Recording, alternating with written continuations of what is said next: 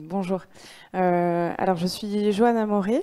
Je suis data scientist manager chez Avisia et squad leader de la squad dont je vais vous parler aujourd'hui qui s'appelle Avisia Impact. Juste une petite parenthèse avant de rentrer dans le vif du sujet et de laisser la parole à Anne. Je suis également l'organisatrice de Meetup à Bordeaux de l'association Data for Good. Alors, je ne sais pas si vous connaissez, mais c'est une association qui vise à regrouper des bénévoles qui souhaitent mettre leurs compétences autour de la data et du numérique au service de l'intérêt général. Donc on va organiser notre prochain meet-up fin mars, donc n'hésitez pas à venir m'en reparler dans la journée si cela peut vous intéresser. Merci Johanna. Est-ce que vous m'entendez bien? Je pense que oui. Tout d'abord, merci à l'équipe organisatrice de Data Aquitaine de nous avoir sélectionnés et de nous avoir proposé également ce très bel espace de parole. Avec Johanna, on est ravis de venir vous parler aujourd'hui, de vous parler de notre cabinet, mais plus particulièrement de vous expliquer comment nous mettons notre expertise au service de la transformation durable. Donc je vais faire en préambule une très rapide présentation d'Avisia de manière à situer un petit peu les choses. Donc Avisia est un cabinet de conseil data-centrique, c'est-à-dire que nous n'intervenons que sur des projets où la data est présente. Donc au quotidien, nos consultants mettent à disposition leurs expertises au service de nos clients, quels qu'ils soient, tout secteur d'activité confondu. À ce titre, ils vont accompagner ces mêmes clients dans leur transformation IT et les aider également à répondre à leurs enjeux métiers. Donc à ce titre, historiquement, Avisia s'est développé dans le cadre de missions pour différents types de directions, des directions marketing, commerciales, financières, supply chain, risque, fraude, etc. Autant d'entités qui manipulent de gros volumes de données, qui ont besoin de les faire parler, pour ensuite prendre des décisions les plus pertinentes qu'elles puissent être. Voilà. Notre expertise, comme vous le voyez sur le slide, elle repose sur la data analyse, la data science, la data engineering. Nous accompagnons également nos clients dans des projets d'IA et nous pouvons accompagner également toute entité dans sa trajectoire data si elle manque un petit peu de recul ou de hauteur sur ces sujets. Donc Avisia, un cabinet data-centrique, mais également un cabinet human-centrique qui se caractérise finalement par un positionnement un petit peu à contre-courant sur son secteur, positionnement de cabinet indépendant, à taille humaine et où la proximité, qu'elle soit avec ses clients ou ses consultants, revêt un caractère de première importance également. D'où le fait que l'on s'est développé depuis plusieurs années maintenant sur l'ensemble du territoire national et on opère une très forte croissance depuis quelques années sur la plupart notamment des régions, sans parler de Paris bien évidemment. Alors nous sommes implantés à Bordeaux. Bordeaux et sa région, plus globalement, où nous accompagnons là aussi des clients sur tous les secteurs d'activité. On parle de la banque, des services financiers, des mutuelles, de la santé, qu'elle soit humaine ou animale, mais également du secteur public, de l'énergie et également des ONG, etc. Les sujets que nous traitons sont également assez larges, puisque finalement on va parler de développement d'algorithmes de prédiction, on va parler analyse de risque, de churn, analyse de performance, on va parler trajectoire data, on va parler analyse comparative, également d'outils permettant d'exploiter encore mieux les data. Voilà, donc tous ces sujets sont clairement dans le cœur de métier d'Avisia. Et c'est ce que nous proposons au quotidien. Alors ce que l'on fait aussi, c'est en complément de ces missions un petit peu que je qualifierais de traditionnelles, on est très proche aujourd'hui des entreprises et des entités qui aujourd'hui se réinventent et doivent répondre à des enjeux de durabilité. Par cet intermédiaire, c'est l'opportunité pour nous de proposer à nos consultants de se réaliser au travers de missions à impact, un impact sociétal ou environnemental. Et c'est clairement de ce sujet que l'on vient vous parler aujourd'hui. Donc je vais donner la parole à Johanna qui va vous expliquer de manière concrète comment nous mettons la data au service de la transformation durable. Merci. Voilà, donc maintenant vous connaissez un peu mieux Avisia. Je vais vous expliquer effectivement pourquoi et comment on a choisi de s'engager en faveur du développement durable. Alors, je ne vous apprends rien, on fait face à un réchauffement climatique qui est sans précédent, de par son intensité et de par son origine, puisque ce sont nous, humains, qui sommes responsables de ce réchauffement climatique, et plus particulièrement nous, Français, puisque nous faisons partie de la frange la plus riche de la population mondiale, et donc à ce titre des plus pollueurs. Donc les institutions, les États ont commencé à mettre en place des politiques pour essayer de favoriser, d'inciter et de faciliter un changement qui serait orienté vers un monde plus durable. Alors, les membres de l'ONU, en 2015, se sont mis d'accord sur ces 17 objectifs de développement durable que vous pouvez voir là, dans un plan à horizon 2030. Ce qui est intéressant de voir ici, c'est que quand on parle de développement durable, souvent on a en tête vraiment des aspects environnementaux. Donc évidemment, hein, c'est le cas. On voit par exemple la mesure relative à la lutte contre le réchauffement climatique, des actions en faveur de la vie aquatique, terrestre, etc. Mais il n'y a pas que ça dans le développement durable. Dans le développement durable, il y a beaucoup d'autres aspects, plutôt autour du social, de l'éducation, de la santé, etc. On voit aussi des objectifs qui vont concerner l'industrie, l'innovation, les infrastructures, d'autres, la consommation et la production responsable. Donc finalement, on le voit, ce sont évidemment tous les acteurs qui sont concernés par cette transition écologique, que ce soit à titre collectif ou individuel d'ailleurs. Ce qu'on a pu voir, en tout cas chez nous, à Avisia, c'est que notamment, suite à la publication des rapports du GIEC, ça a été comme un déclencheur pour beaucoup de nos collaborateurs qui finalement se sont mis un peu dans une quête de sens, de dire bon, très bien, il faut y aller, mais comment est-ce qu'on y va? Quelles actions je peux mener à titre individuel? Quelles actions je peux mener aussi à titre professionnel en utilisant mes compétences aujourd'hui de consultant data pour aller dans ce sens-là.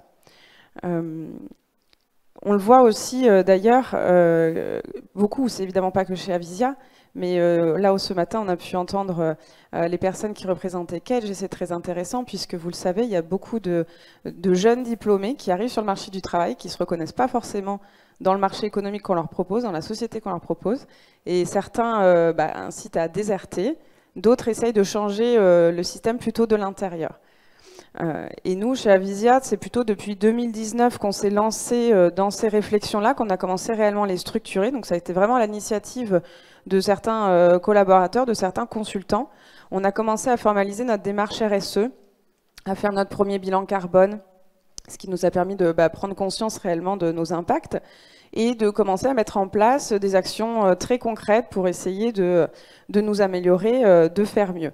Donc que ce soit par vraiment de la formation ou de l'information de nos consultants, avec des fresques du climat, des ateliers d'automne, ce genre de choses qui leur permettent d'avoir une meilleure prise de conscience de nos impacts, ou sur des actions beaucoup plus concrètes de décarbonisation, par exemple, de nos repas, etc.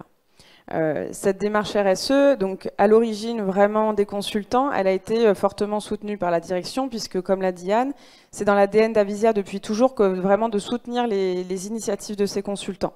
Donc ça nous a permis d'agir concrètement et ça a été récompensé en 2022 par une médaille Gold d'EcoVadis qui finalement nous place dans le top 5 des sociétés de notre secteur en termes d'RSE. Agir en interne, c'était très bien, on continue de le faire, on a encore une marge de progression évidemment, mais on a aussi voulu agir en externe, directement à travers de nos missions, auprès de nos clients. Et c'est de là qu'est née la squad Avisia Impact, dont je vous disais au début que j'étais l'une des leaders. C'est un groupe au sein d'Avisia qui finalement a réfléchi à ça, qui a réfléchi à comment est-ce qu'on peut, nous, à notre modeste échelle, avec nos moyens, avec nos compétences, contribuer un petit peu à cette transformation durable qui est en cours. De ce travail, de cette réflexion de cette squad est né un label, le label Avisia Impact, qui est là pour valoriser justement nos compétences et nos savoir-faire dans ce domaine-là. Alors justement, notre proposition de valeur, quelle est-elle sur ces sujets à impact durable? Notre proposition de valeur, elle est la même que celle qu'on porte sur nos missions traditionnelles depuis toujours, c'est-à-dire nos compétences conseil, data, tech, digital, mais complétées de compétences complémentaires, de savoir-faire liées justement aux problématiques de durabilité. Ce qu'on va pouvoir apporter aux acteurs qui s'engagent dans une transformation durable ou qui sont déjà fortement impliqués dans ces sujets-là, c'est notre capacité à les accompagner finalement pour poser un diagnostic fort des compétences que j'ai citées, et ensuite de mettre en œuvre des choses, des outils, que ce soit des outils tech, des algorithmes, des indicateurs, des rapports automatiques, tous ces outils qui finalement vont permettre aux acteurs qu'on accompagne de prendre des décisions éclairées basées sur la data, qui vont leur permettre de faire des choix qui semblent être les plus optimaux, les plus performants pour atteindre leurs objectifs. Une fois qu'on a fait ça, on peut donc agir de façon la plus efficiente possible, on l'espère, et ensuite on va encore s'appuyer sur la data pour pouvoir mesurer l'impact de ces actions qu'on aura menées, et donc c'est une démarche itérative d'action et de mesure sur laquelle on capitalise sur la data. Alors ça, c'est pour la partie théorique. Maintenant, je vais pouvoir vous illustrer ça avec plusieurs exemples des missions qu'on a réalisées pour nos clients. Et vous allez le voir, elles sont vraiment très variées, que ce soit sur le fond ou sur la forme. On accompagne des acteurs très différents et ça rejoint un petit peu la diversité des 17 objectifs que je vous ai présentés au début, les 17 objectifs de développement durable. Alors une première façon d'agir en faveur d'une transformation durable, c'est d'abord de commencer à maîtriser son empreinte carbone. Ça, il faut savoir que maintenant, les entreprises de plus de 500 salariés ont une contrainte, une obligation de réaliser un bilan d'émissions de gaz à effet de serre au moins tous les 4 ans. Et ce qu'on a pu observer, c'est que finalement, il y a pas mal de nos clients qui ont fait leur premier bilan carbone un petit peu sous cette contrainte et à qui ça a permis de prendre conscience de leur réel impact. Et ça les a stimulés, ça les a incités à vraiment prendre en compte ces nouveaux KPI finalement dans la mesure de leur performance. Donc aujourd'hui, on parle parfois de triple comptabilité. Il y a la comptabilité financière qu'on connaît depuis toujours, une comptabilité aussi maintenant sociale et environnementale. Donc ce sont des nouveaux KPI qui arrivent et qui maintenant sont de plus en plus considérés dans les entreprises.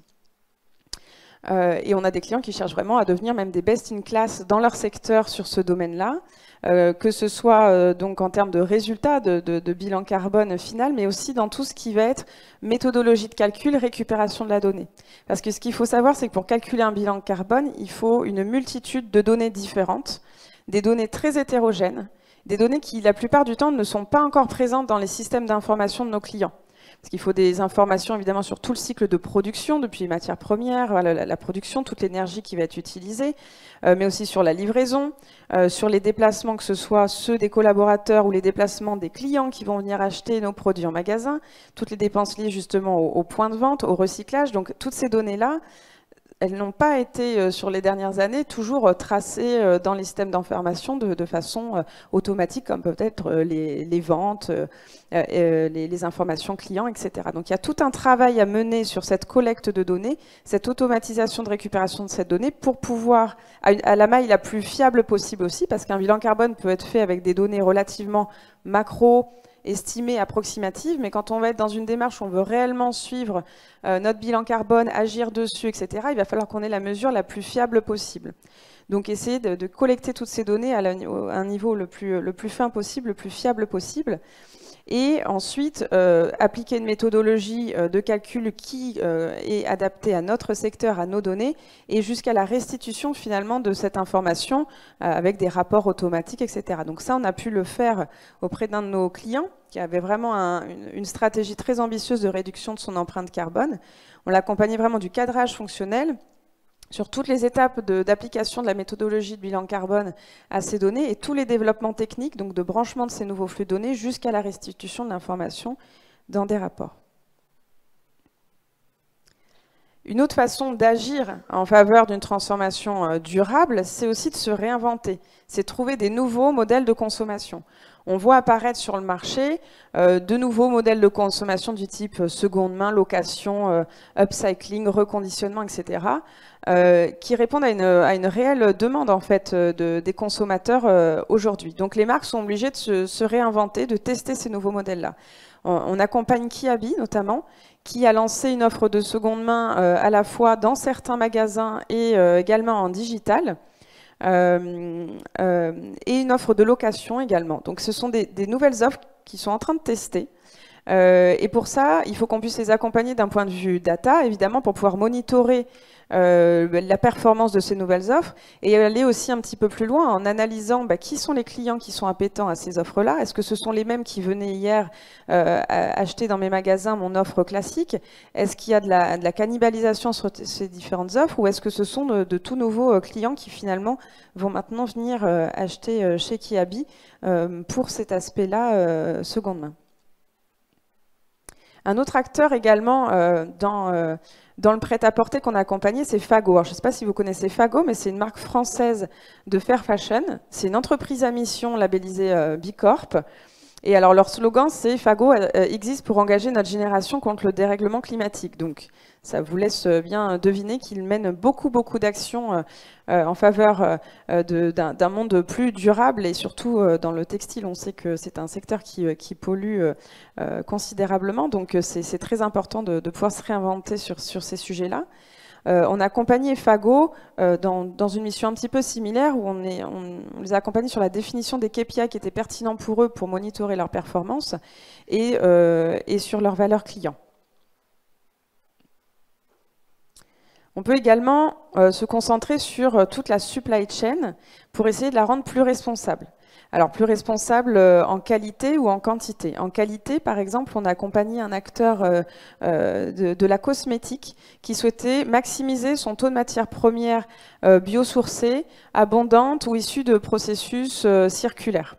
Donc, ce groupe-là a voulu mettre en place tout un tas d'indicateurs qui leur permettaient finalement d'évaluer à quel point un produit final était responsable. Et pour ça, c'est un petit peu comme pour ce que je vous racontais pour le bilan carbone. On n'a pas toujours les données qui sont facilement récupérables, etc., pour pouvoir qualifier ces aspects durables, éthiques ou responsables.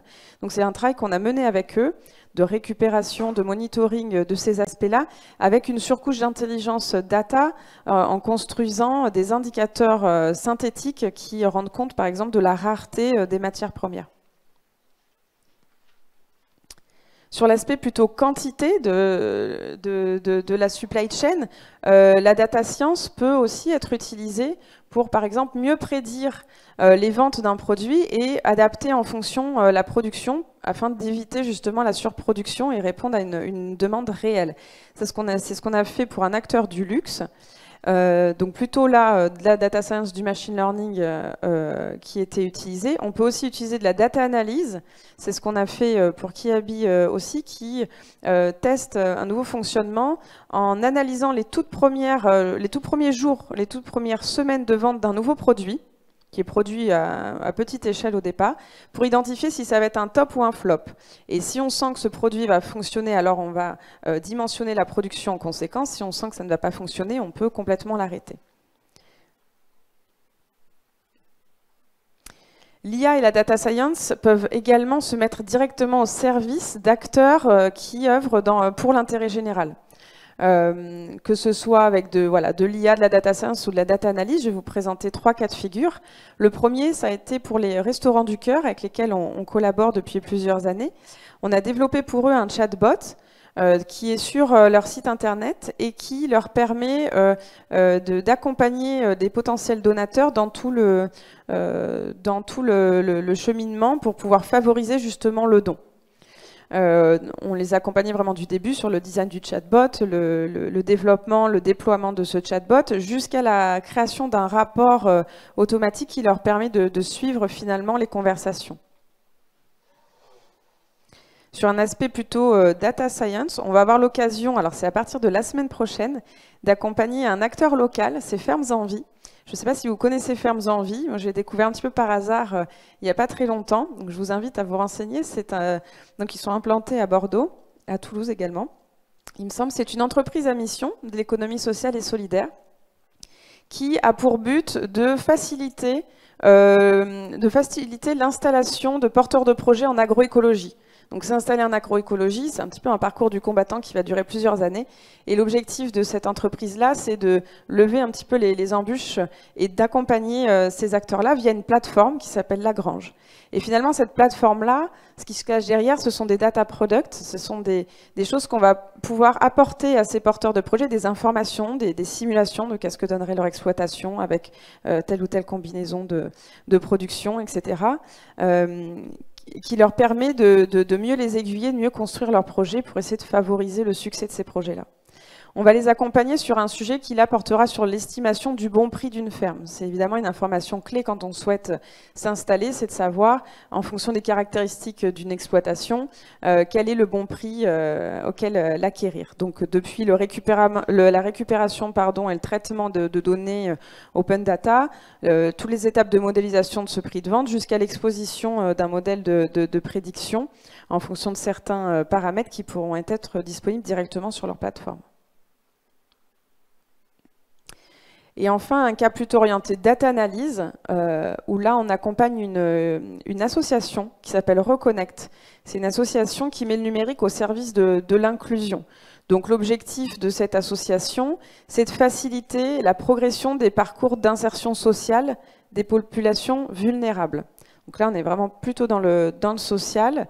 Ce qu'on a pu faire pour eux, c'est de capitaliser sur les données qu'ils avaient pu recueillir pour utiliser nos compétences de data analyse afin d'identifier des parcours d'insertion sociale qui semblent fonctionner peut-être mieux que d'autres.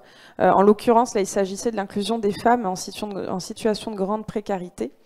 Et l'objectif de ces analyses, voilà, c'est d'arriver à montrer finalement ce qui a tendance à fonctionner, à pas fonctionner, pour pouvoir aussi être dans la recommandation du bon accompagnement pour la bonne personne.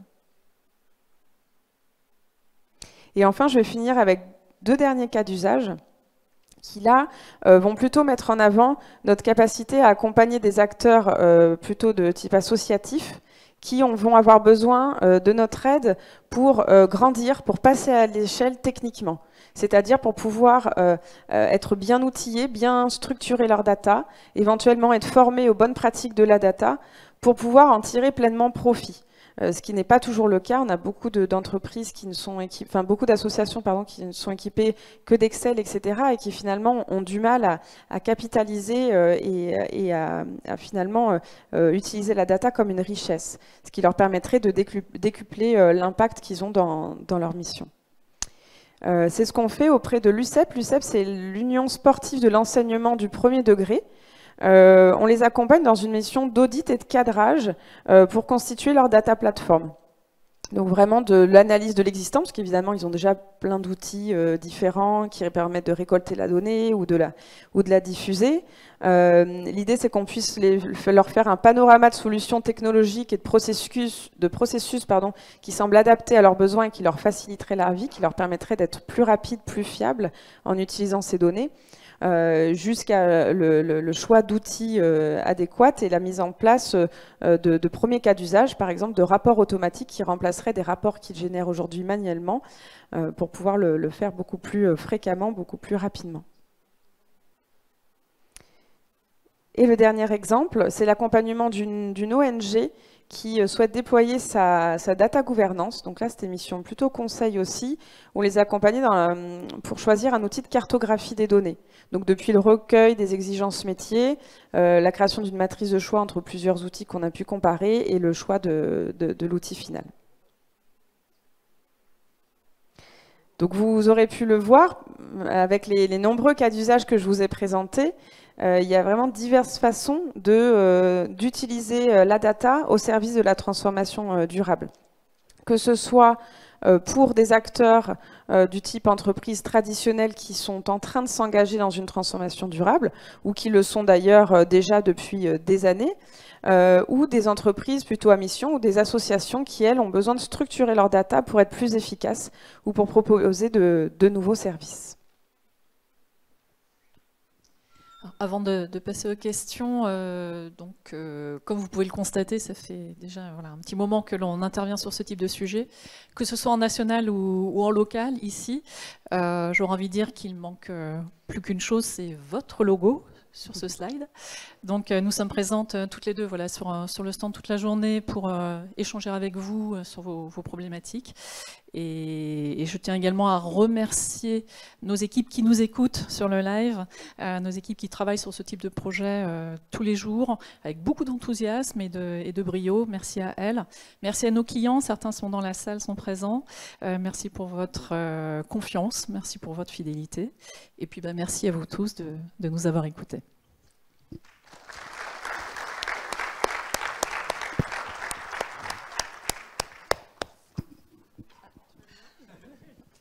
On a le temps pour 2-3 questions. Il y a François qui est là-bas avec le micro. Si quelqu'un veut poser une petite question, n'hésitez pas, lancez-vous.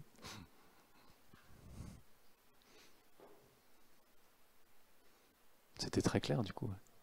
Apparemment. François. Levez la main bien haut parce que je ne vois pas.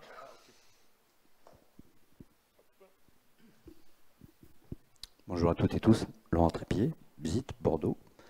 Merci pour la présentation de ces cas d'usage très variés, du coup, qui permettent de nous projeter. Comment faites-vous pour accompagner vos clients dans ces missions qui les amènent à utiliser la data pour de la transformation durable, pour intégrer également la notion de numérique responsable? C'est-à-dire que parfois, en tant qu'accompagnant, on a une double injonction, c'est qu'on nous demande d'accélérer des solutions, de trouver des solutions assez rapides pour aller vers une transformation durable, mais pas toujours compatible avec un numérique réellement responsable. Donc votre expérience m'intéresse beaucoup. Oui, c'est une vraie question, effectivement. On a beaucoup parlé de ChatGPT et il peut y avoir des questions là-dessus aussi, de se dire est-ce que finalement la technologie, le numérique est toujours compatible avec cet intérêt général. En l'occurrence, nous, on forme en tout cas nos équipes, on est en train de les former sur tous ces sujets-là de numérique responsable, de Green IT, d'IA-IT, comme je le disais. Donc on n'a pas vraiment été confronté à ce cas-là de se dire sur cette mission, ok, elle est intéressante, mais finalement, je ne crois pas dans ce qui est développé parce que je pense que le numérique n'est pas utilisé à bon escient. Mais c'est une question qu'on a déjà abordée en interne, mais il ne me semble pas qu'on ait eu de mission sur lesquelles on était réellement confronté à ce cas de conscience, si je peux dire.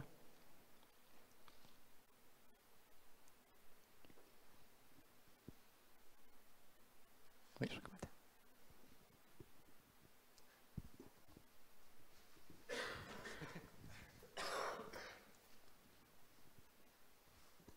Merci beaucoup, Angélica Calvé. C'est Horizon, Sinov Nouvelle-Aquitaine. Ma question, c'est plus dans les outils que vous proposez à vos clients. En fait, il y a de nombreux outils, que ce soit de l'open source, que ce soit propriétaire. Comment vous y prenez là-dessus? C'est un peu en relation avec la question précédente, puisque, bien évidemment, soit on est... Aujourd'hui, on parle beaucoup de la souveraineté numérique et puis la data confiance. Et comment vous portez ce regard en vue de la quantité d'outils qu'il y a à l'heure actuelle? Merci. Oui, alors c'est vrai que nous, sur les outils, donc on est un cabinet de conseil qui est agnostique en termes d'outils, dans le sens où soit on s'adapte aux outils qui sont présents chez nos clients, soit on intervient justement pour les conseiller sur les bons outils. Et donc à chaque fois, le choix des outils va vraiment se faire en fonction du contexte, des contraintes de clients. Je vous ai montré qu'on travaille aussi pour des associations, des ONG, qui n'ont peut-être pas aussi les mêmes moyens que des entreprises traditionnelles pour s'équiper de solutions peut-être plus coûteuses. En tout cas, effectivement, cette réflexion sur les outils, nous, on est à la fois partenaire de toutes les solutions qui sont les plus en vogue sur le marché, qui sont les plus pertinentes, mais pour chacun de nos clients, on ne va pas systématiquement pousser la même solution. Ça dépendra vraiment du cas d'usage et des clients.